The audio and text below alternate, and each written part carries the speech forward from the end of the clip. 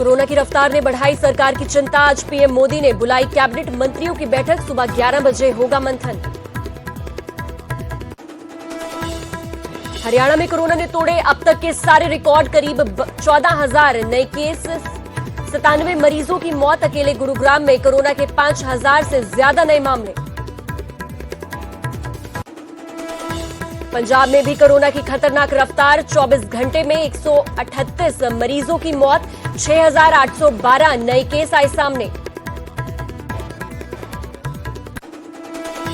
हिमाचल में भी कोरोना हुआ बेकाबू। 24 घंटे में 3,000 से ज्यादा नए केस आए सामने। 40 मरीजों की मौत। चंडीगढ़ में भी हालात हुए बेकाबू। कोरोना के 801 नए केस आए सामने। 8 लोगों की मौत। अस्पतालों में मरीजों के लिए जगह नहीं। सीरम के बाद भारत बायोटेक ने भी घटाए वैक्सीन के दाम। राज्यों को 400 रुपए में मिलेगी कोवैक्सीन। 1 मई से शुरू हो रहा है वैक्सीनेशन का 3rd फेज। हरियाणा में 31 मई तक बंद रहेंगे सभी शिक्षण संस्थान। कोरोना के बढ़ते मामलों के चलते लिया गया फैसला।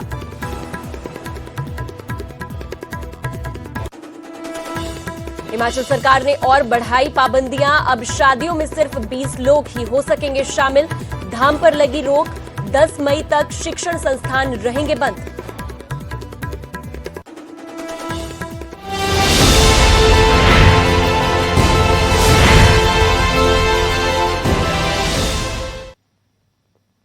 नमस्कार, आप देख रहे हैं न्यूज 18 पंजाब हरियाणा हिमाचल। मैं हूं नवजोत कौर।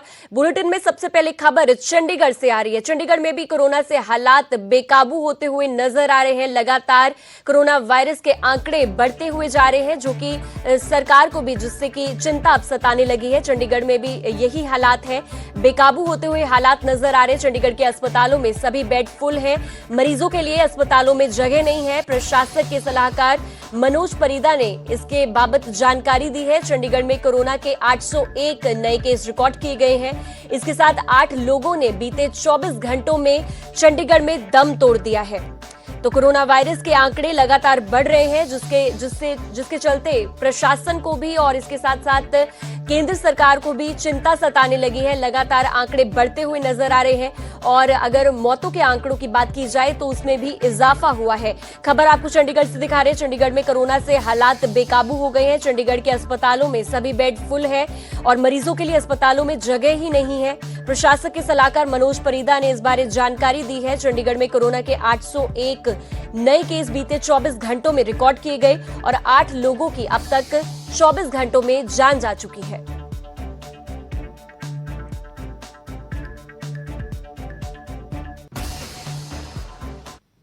कोरोना की रफ्तार ने अब सरकार की चिंता बढ़ा दी है। कोरोना पर आज मोदी कैबिनेट की अहम बैठक होने जा रही है।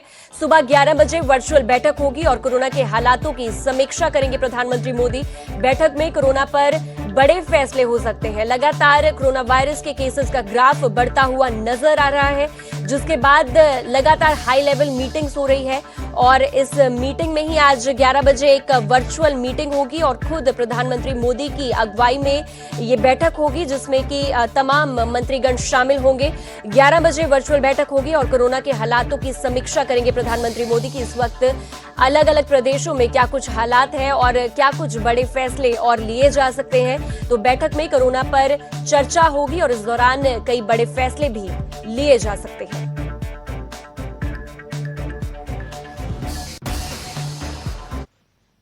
उधर हरियाणा में कोरोना ने सारे रिकॉर्ड अब तक के तोड़ दिए हैं। 24 घंटों में रिकॉर्ड जो आंकड़े सामने आए हैं वो है 13,947 नए केस रिकॉर्ड किए गए। प्रदेश में कोरोना से 97 मरीजों की जान जा चुकी है। सबसे ज्यादा गुरुग्राम में 5,042 नए केस रिकॉर्ड किए गए। 9 मौतें हुई हैं। इसके साथ फरीदाबाद में 1,563 नए केस सामने आए और 7 मरीजों ने फरीदाबाद में दम तोड़ दिया बीते 24 घंटे में। हिसार में 822 नए केस रिकॉर्ड किए गए। 12 मरीजों की मौत हुई। अंबाला में 487 नए केस किए गए और 11 मरीजों की मौत बीते 24 घंटे में हो चुकी है। इसके साथ जींद में 462 नए केस रिकॉर्ड किए गए। 11 लोगों ने दम तोड़ दिया। पंचकुला में 407 नए केस आए हैं और 7 मरीजों की मौत पंचकुला में बीते 24 घंटों में हो चुकी है। करनाल में 725 750 नए केस रिकॉर्ड किए गए और 5 लोगों ने करनाल में भी दम तोड़ दिया है।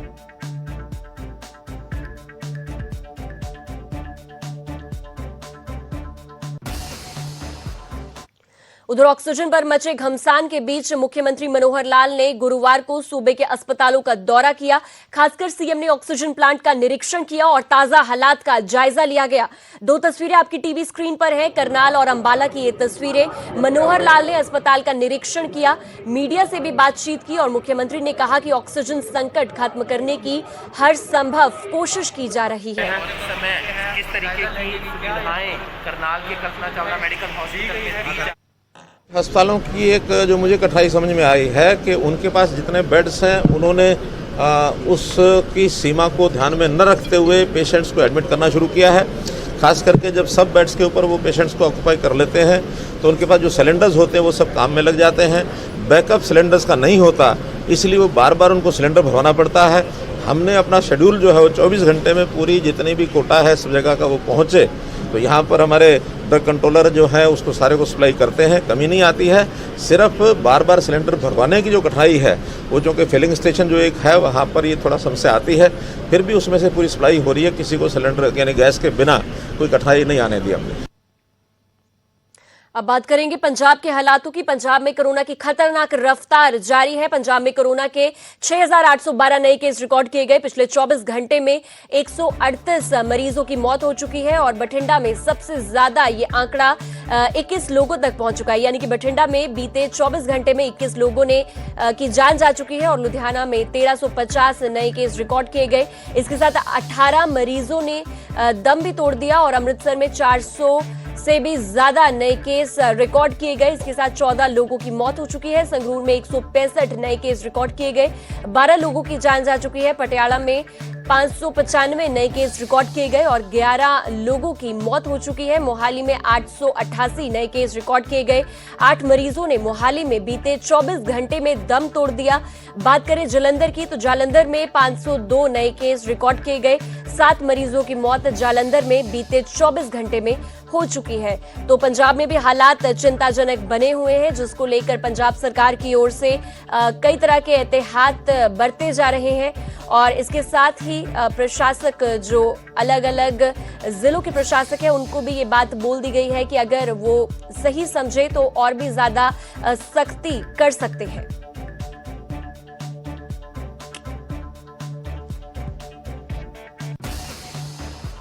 उधर पंजाब में कोरोना वैक्सीनेशन पर ग्रहण लग सकता है। पंजाब के स्वास्थ्य मंत्री ने न्यूज 18 से बातचीत में कुछ इस तरह के संकेत दिए हैं।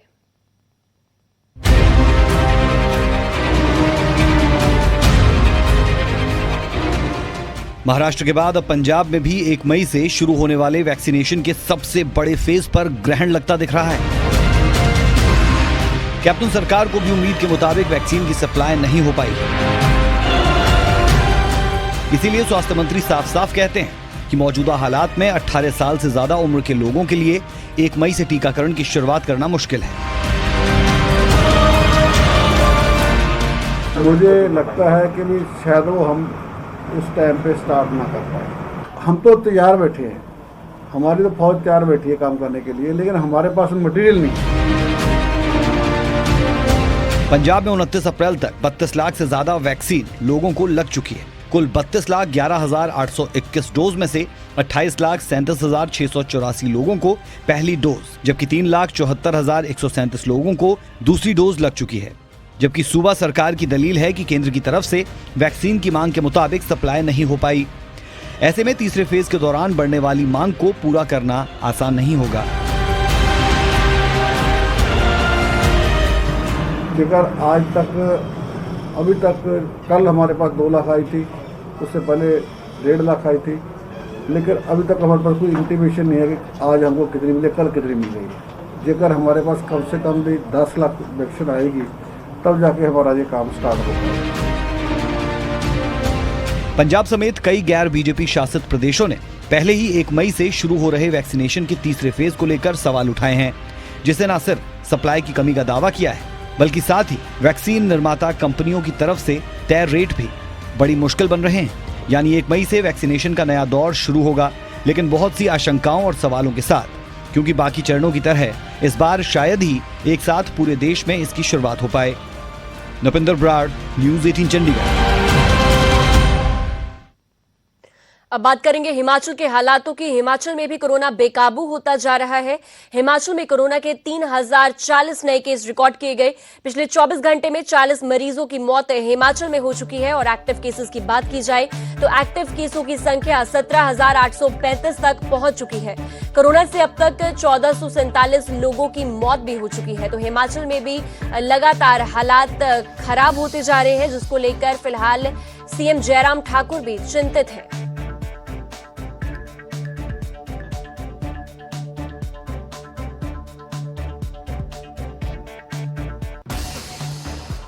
उधर कोरोना कहर के बीच सरकारें कड़े और जरूरी कदम उठा रही है। बावजूद इसके कोरोना का प्रकोप बढ़ता जा रहा है। देवभूमि हिमाचल में भी कोरोना के आंकड़े डराने वाले हैं, जिसे देखते हुए सरकार ने नई गाइडलाइंस जारी कर दी हैं ताकि कोरोना पर लगाम लगाई जा सके।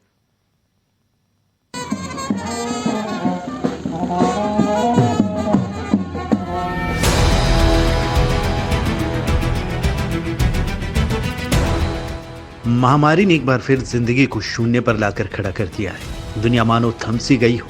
हर दिन जो आंकड़े सामने आ रहे हैं वो डराने वाले हैं। स्थिति इतनी भयावह है कि बाहर कदम रखने में भी डर लगता है। ऐसे में सरकार भी सख्ती पर सख्ती कर रही है ताकि कोरोना के चेन को तोड़ा जा सके। हिमाचल की जयराम सरकार भी बंदिशों पर बंदिशें लगा रही है और अब प्रदेश सरकार ने प्रदेश में नई बंदिशें लगाई है। शादी समारोह में अब सिर्फ 20 लोगों को छूट होगी। शादियों में दी जाने वाली धाम पर भी पूरी तरह रोक लगा दी गई है। 10 मई तक सभी शिक्षण संस्थान बंद रहेंगे।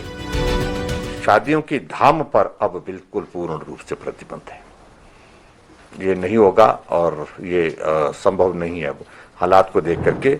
और लोगों से मेरा निवेदन भी है खासतौर से कि वो अपने आप ही संयम करें। और शादी का नंबर 50 से फर्दर हमने डाउन कर दिया। 20 नंबर जो है 20 लोगों के साथ वो शादी का आयोजन होगा, ये भी हमने सुनिश्चित किया।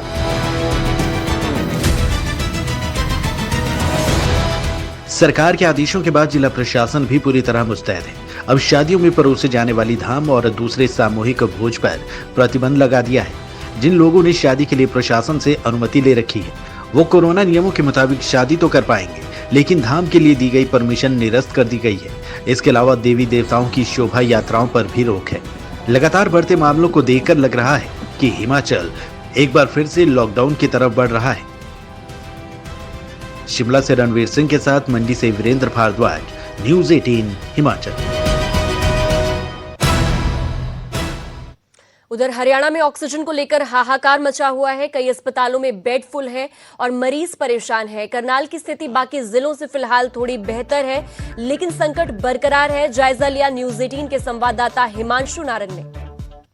प्रदेश में कोरोना के मरीज लगातार बढ़ रहे हैं। ऑक्सीजन को लेकर हाहाकार मचा हुआ है। अस्पतालों में बेड नहीं मिल रहे हैं। कागजों में कुछ और है और ग्राउंड रियलिटी कुछ और। लेकिन करनाल की तस्वीर बाकी जिलों से थोड़ी सी बेहतर जरूर है। लेकिन अगर समय पर ऑक्सीजन की सप्लाई यहाँ नहीं होती तो फिर यहाँ भी स्थिति काफ़ी चिंताजनक बन सकती है।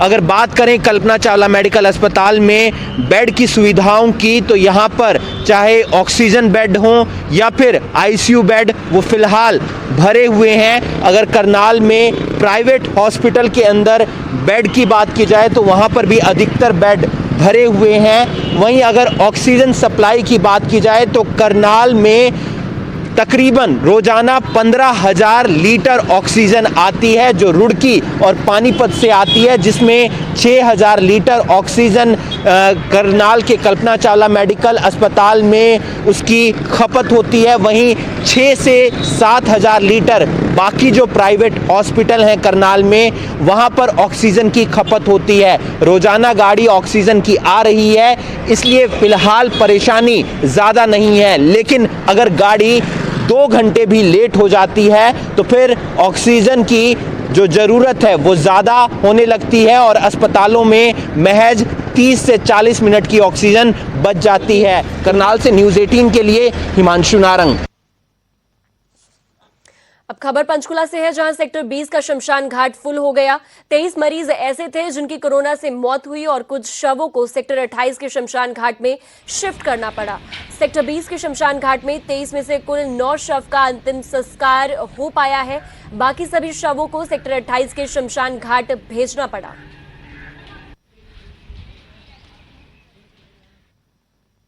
सर 14 से 15 डेली हमारे पास बॉडी आ रही है, जिनका हम संस्कार करते हैं सेक्टर 20 के शमशान घाट में। और आज हमारे पास 23 के करीब बॉडीज हैं, जिनका संस्कार हमने करना है। 8-10 यहाँ पर अभी हम 12 का संस्कार कर चुके हैं। 4-5 बॉडी और करके हम सेक्टर 28 में आज कोरोना पेशेंट बॉडीज़ का संस्कार सेक्टर 28 में करेंगे। इसके बाद उधर सोनीपत में शमशान घाट से अंतिम संस्कार करने वाले निगम कर्मी गायब मिले। मामला सेक्टर 15 के शमशान घाट का है, जहां खुद ही परिजन पीपीई किट्स पहनकर अंतिम संस्कार करवाते नजर आए, क्योंकि ना तो कोई मौके पर कोई स्वास्थ्य विभाग का कर्मचारी था और ना ही नगर निगम का कर्मचारी था। आपको बता दें कि पिछले काफी दिनों से इस शमशान घाट में कोरोना से मरने वाले काफी शव पहुंच रहे हैं। पहले ऐसी स्थिति नहीं थी, लेकिन अब हालात बेकाबू हो रहे हैं। हमारे पास बुकिंग हो चुकी है और अभी और बाहर लाइनें लगी हुई हैं। कल हमने 29 डेड बॉडी संस्कार किया था कोरोना का, परसों भी हमने 29 का संस्कार किया था। तो जिस तरह से लोग आ रहे हैं, परेशानी की हालत में आ रहे हैं जी, हमारी मैनेजमेंट जो हो सकता है उनकी मदद कर रहे हैं। लकड़ी हमने कोरोना पेशेंट के लिए फ्री डलवा दी है, सामग्री घी यहीं से दिया जा रहा है। जो अपनी मर्जी से लेना चाहते हैं, अगर अपनी परचेज करना चाहते हैं तो ले रहे हैं जी, नहीं तो हम लोग यहाँ फ्री दे रहे हैं। अब बात करेंगे करनाल पुलिस में तैनात प्रदीप कुमार की। प्रदीप ने अपनी ड्यूटी से वक्त निकालकर अपनी जेब से पैसे खर्च कर झुग्गी झोपड़ियों में रहने वाले लोगों की मदद के लिए हाथ बढ़ाया। प्रदीप कुमार ने लंच टाइम के वक्त सभी झोपड़ियों में सैनिटाइज किया, ताकि इन लोगों की सुरक्षा भी की जा सके। पहले भी प्रदीप अपनी बेटी का जन्मदिन और त्योहार झुग्गी झोपड़ी में रहने वाले बच्चों के साथ कई बार बना चुके हैं और इस बार मुश्किल की घड़ी में साथ देने के लिए इनके बीच पहुंच रहे हैं। जिम्मेदारी बनती है देश का नागरिक होने के नाते कि हमें भी कुछ करना चाहिए। ये सारे काम सरकार थोड़ी करेगी, हमारे भी दिल में कुछ है भी, हम भी कुछ किसी के लिए करें। तो एक ऐसा दौर चला हुआ है कि बीमारी का दौर चला हुआ है, इसमें हर इंसान को अपने तरफ से कुछ ना कुछ गरीब लोगों के लिए करना चाहिए, क्योंकि इस महामारी से छुटकारा पाना है। अब बात वैक्सीनेशन की। सीरम इंस्टीट्यूट के बाद भारत बायोटेक ने भी राज्यों को कम कीमत पर कोरोना वैक्सीन देने का फैसला लिया है। भारत बायोटेक ने कीमतों में प्रति डोज 200 रुपए की कटौती की है, जबकि सीरम इंस्टीट्यूट ने प्रति डोज 100 रुपए की कटौती का ऐलान किया है। देश में बढ़ते कोरोना के बीच ये राहत देने वाली खबर है।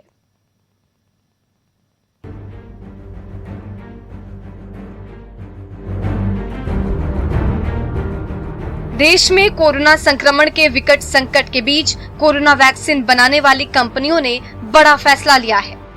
अब वैक्सीन कंपनियां राज्यों को कम कीमत पर टीका देगी। सीरम इंस्टीट्यूट के बाद भारत बायोटेक ने भी कीमत घटा दी है। कोरोना वैक्सीन की कीमतों पर जारी हो हल्ला के बीच अब भारत बायोटेक ने कोवैक्सीन की कीमत घटाई है। भारत बायोटेक ने राज्य को 400 रुपए प्रति डोज की दर से कोवैक्सीन देने का फैसला लिया है।